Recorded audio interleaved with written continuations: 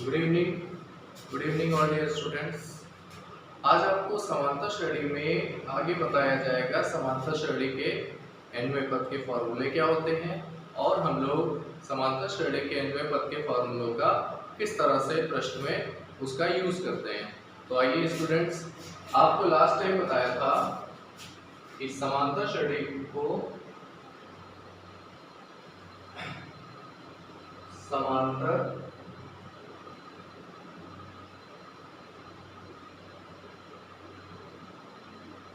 श्रेणी को आप किस तरह से लिखते हैं।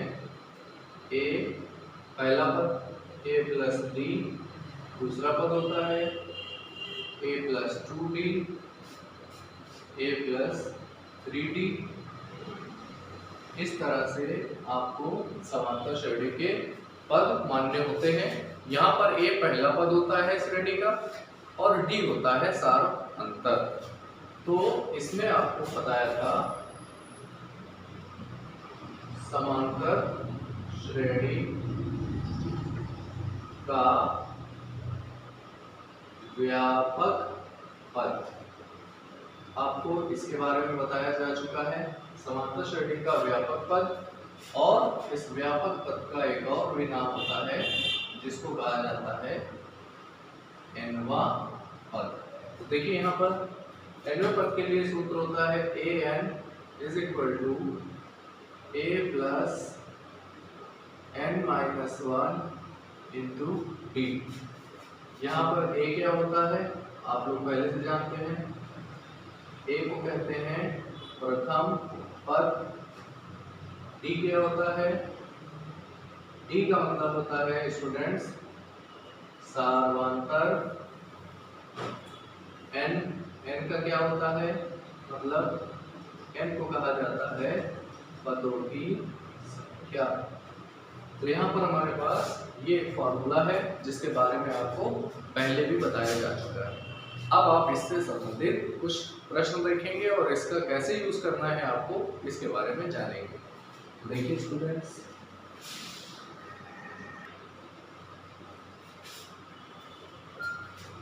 देखिए स्टूडेंट्स, यहाँ पर आपके पास एक प्रश्न दिया गया है। यहाँ पर एक समांतर श्रेणी दी गई है जिसको हम शॉर्ट में एपी बोलते हैं। 2 7 12 इसी तरह आगे भी पद दिए गए हैं। आपको इसका 10वां पद याद करना होगा। तो देखिए किसी भी पद को निकालने के लिए आपको ये nवां पद का सूत्र बताया गया है n is equal to a plus n minus 1 into d. इसमें आपको 3 चीजों की जरूरत होगी, a d और n की। तो इस प्रश्न को देखिए आप लोग किस तरह से हल करेंगे।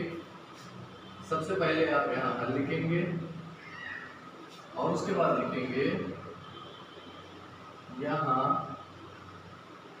a बराबर, a का मतलब होता है प्रथम पद, ये 2 के बराबर है। इसके बाद आपको d निकालना है और d के लिए आपको हमने पहले भी बताया है a2 माइनस a1 सूत्र होता है, दूसरा पद माइनस पहला पद। तो आप यहाँ पर a2 होगा 7 और a1 होगा 5, 2 जिसको आप घटाएंगे तो आपको मिल जाएगा 5, यानी हमारे पास d का मान आ जाएगा 5। अब देखिए यहाँ पर हमें कौन सा पद निकालना है, 10वां पद। तो n जो होता है वो पदों की संख्या होती है, इसलिए आप यहाँ पर n की जगह पर कितना लिखेंगे, n की जगह पर आप 10 लिखेंगे। अब आप जब इसको हल करेंगे तो आपको समांतर श्रेणी का सूत्र लगाना पड़ेगा। तो आपको लिखना होगा समांतर श्रेणी का nवां पद, और nवां पद का सूत्र होता है an is equal to a plus n minus 1 into d. अब आप यहाँ पर a plus n minus 1 into d वाला सूत्र यूज करेंगे। इसके बाद आपको इसमें a, d और n का मान रखना होगा और फिर हम लोग इसको आगे हल करेंगे। तो आप लोग देखिए यहाँ से a का मान देखिए सवाल में कितना है, 2 है। यहाँ पर n का मान क्या है, 10 माइनस 1 और d का मान है यहाँ 5। आप इसको जब हल करेंगे तो देखिए यहाँ पर 9 यहाँ पर बचेगा 9 और 5 का गुणा कर दीजिए 45 होगा, और उसमें 2 और जोड़ देंगे तो 47 होगा। यानी हमारे पास 10वां पद आ जाएगा 47। इसका मतलब ये हुआ कि इस श्रेणी में अगर आप 10वां पद निकालते हैं, यानी यहाँ पर इसको अगर और आगे बढ़ाएंगे और 10वां पद निकालते हैं तो आपके पास आंसर 47 आएगा। ये इसका आंसर होगा। अब हम लोग अगला क्वेश्चन देखेंगे।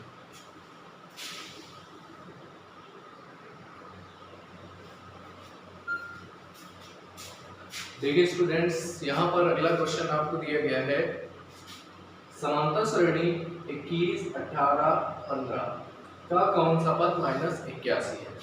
देखिए हमको यहाँ पर एक समांतर श्रेणी दी गई है और आपसे ये पूछा जा रहा है कि इस समांतर श्रेणी में कौन सा पद होगा जो -81 के बराबर होगा, यानी कौन सा पद यहाँ पर प्रश्न है। तो देखिए कौन सा पद पूछा जा रहा है और पद को कहते हैं n। इसका मतलब ये हुआ कि इस प्रश्न में आपको n निकालने को बोला जा रहा है, जिसको हम कहते हैं पदों की संख्या। तो देखिए इसका कैसे हम लोग हल करेंगे। सबसे पहले आप हमें यहाँ पर ये बताएं कि यहाँ पर प्रथम पद a का मान क्या है।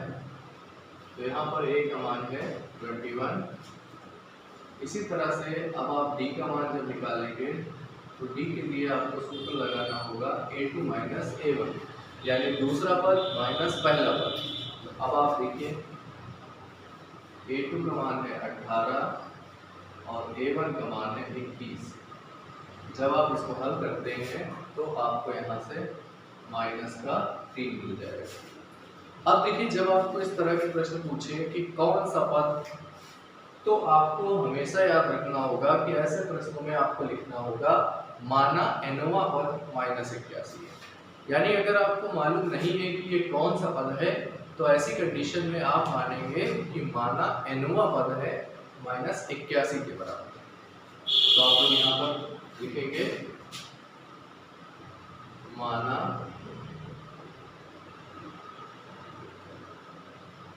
nवां पद जो होगा, यानी nवां पद को आप सूत्र से लिखते हैं an, ये किसके बराबर होगा -81। तो ऐसा करने से हमारे पास nवां पद आपको -81 मिल गया है। अब आपको nवां पद का ही फॉर्मूला भी लगाना होगा। तो nवां पद का सूत्र होता है a + n - 1 × d = -81। यहाँ से a का मान लिखिए 21, n का मान हमें मालूम नहीं है और d का मान कितना है -3, और यहाँ पर है -81। देखिए बेटा अब यहाँ पर आपको क्या करना है, 21 -3n का अंदर गुणा होगा -3n, माइनस माइनस प्लस हो जाएगा और यहाँ पर -81 आ जाएगा। अब आपको इसको हल करना होगा जैसे आप और प्रश्नों को हल करते हैं। तो ध्यान से देखिए 21 और 3 को आप जोड़ देंगे, 21 और 3 जोड़ेंगे तो 24 होगा, माइनस यहाँ से 3n आएगा और साथ में -81 आएगा। अब आप देखिए -3n यहाँ रखेंगे 81 और ये 24 को भी उधर भेज दीजिए, तो ये आ जाएगा -24। अब देखिए यहाँ पर इसको और हल कर दीजिए, ये माइनस माइनस जोड़ देंगे आप तो आपको यहाँ से मिल जाएगा 105 और यहाँ पर आपके पास है -3। जब आप इससे n निकालेंगे तो -105 और इसके अपॉन में आएगा -3। अब आप इसको भाग कर दीजिए, 3 3 9 3 बचे, इनका मान आ गया 35। इसका मतलब ये हुआ कि हमारे पास 35वां पद जब आप निकालेंगे 35 वाला टर्म निकालेंगे तो वो -81 आ जाएगा। तो इस प्रश्न के लिए आपको इस तरह से करना है, जब भी आपको ये बोले कौन सा पद कितने के बराबर है तो आप ऐसे सवालों में मान लेंगे कि माना nवां पद इतने के बराबर होगा। ठीक है, तो आप लोग इससे संबंधित एक प्रश्न और देखेंगे।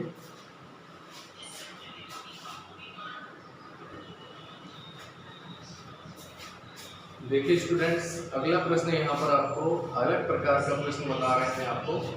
वह समांतर श्रेणी ज्ञात कीजिए जिसका तीसरा पद 5 है और सातवां पद 9 है। यानी ये इस तरह का प्रश्न है जिसमें आपको दो अलग अलग पद दिए गए हैं। जैसे तीसरा पद है 5 के बराबर, सातवां पद है 9 के बराबर। अब आपसे पूछा है कि ये समांतर श्रेणी बताइए, ये कौन सी श्रेणी बनेगी। तो इसके लिए आपको याद होगा, समांतर श्रेणी निकालने के लिए आपको दो चीजों की जरूरत होती है। पहला पद ए की और सर्वांतर डी की। तो हमें यहाँ पर दो चीजें निकालनी है और ये दो पद हमें अलग अलग दिए गए। अब आपको ऐसे सवालों में क्या करना है, सबसे पहले तीसरा पद आपको 5 से दिया गया है, तो आप इसको तीसरे पद को 5 के बराबर कर देंगे और उसका सूत्र लगा देंगे। इसी तरह से आपको सातवां पद 9 के बराबर दिया गया है, तो आप सातवां पद का सूत्र लगाएंगे और उसको 9 के बराबर कर देंगे। फिर इन दोनों समीकरणों को हल करके ए और डी निकालेंगे। तो आइए देखते हैं कैसे करना है। सबसे पहले आपको ए नहीं पता तो आप यहाँ पे लिखेंगे माना समांतर श्रेणी का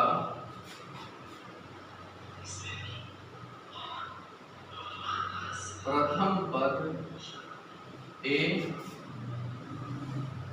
और सार्वंतर डी है। पहला पद ए है और सार्वंतर डी है। अब आप देखिए, आपको यहाँ पर प्रश्न में क्या दिया गया है, आपको यहाँ पर दिया गया है तीसरा पद।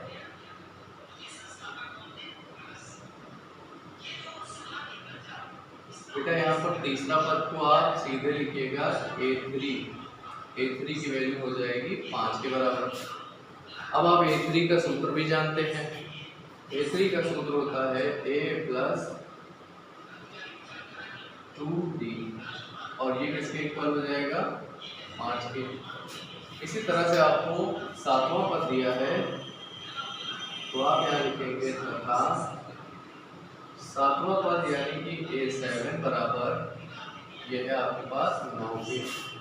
तो इसका सूत्र क्या होता है a प्लस 6d बराबर 9। ये बेटा आपका समीकरण 1 और ये आपका समीकरण 2 बन जाएगा। तो यहाँ से हमारे पास देखिए पहला और दूसरा दो समीकरण बन गए हैं। अब क्या करेंगे बेटा, अब आप इसको हल करेंगे, ए और बी का मान निकालेंगे। अब आप इसमें देखिए इसको हल कैसे करेंगे बेटा, आपको यहाँ पे करना होगा समीकरण 2 में समीकरण 1 को आपको क्या करना होगा, घटाना होगा। समीकरण 1 में समीकरण 2 को घटा देंगे। देखिए ए और ए यहाँ से कट जाएगा, 6d और 2d में आप इसको जब घटाएंगे तो आपके पास 4d आ जाएगा और 9 में जब आप 5 को घटाएंगे तो आपके पास यहाँ से 4 आ जाएगा। अब आप जब इससे d का मान निकालेंगे तो 4/4 हो जाएगा और ये आपको 1 मिल जाएगा। अब ये जो आपने d निकाला है इसको आप समीकरण 1 में रख दीजिए। ये देखिए 1 है तो आप इसमें लिख देंगे समीकरण नंबर 1 से, हम इसको यहाँ रख देंगे तो a plus 2 into 1 is equal to 5 के बराबर रख देंगे। ये उधर भेज दीजिएगा तो a का मान आ जाएगा 5 में 2 घटा देंगे तो 3 आ जाएगा। तो आप देखें यहाँ पर d का मान आ गया है 1 और a का मान आ गया है 3। अब समांतर श्रेणी कैसे बनाएंगे बेटा, आपको लिखना होगा समांतर श्रेणी। और आप जानते हैं समांतर श्रेणी क्या होती है, पहला पद a, दूसरा पद होता है a प्लस d, तीसरा पद होता है a प्लस 2d। इसी तरह से और भी पद आते हैं। अब आप इसमें a और d का मान रखेंगे और आप इसको आगे हल कर लेंगे। तो आज आपको इस तरह के प्रश्नों को देखना होगा, इसी तरह के प्रश्नों को आपको रिवीजन करना होगा और सभी बच्चों को ग्रुप में अपना काम भेजना होगा। Okay, thank you dear students.